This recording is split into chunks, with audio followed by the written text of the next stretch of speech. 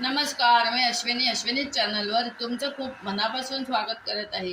आज आपण पाहणार आहोत करटुल्यांची भाजी। करटुलं आणून ठेवलेली आहेत। आज मी त्याची भाजी बनवणार आहे।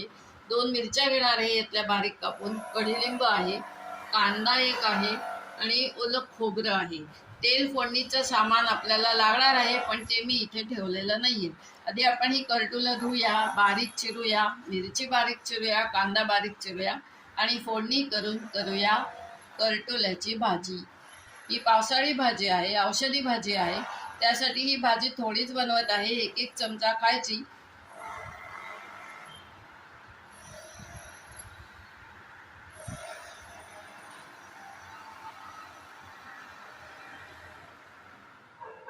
हे बघा मंडळी, आपण कढई तापायला ठेवली आहे। अर्धा पळीस तेल घातलंय, कारण आपली भाजी एकदम कमी आहे, थोडी भाजी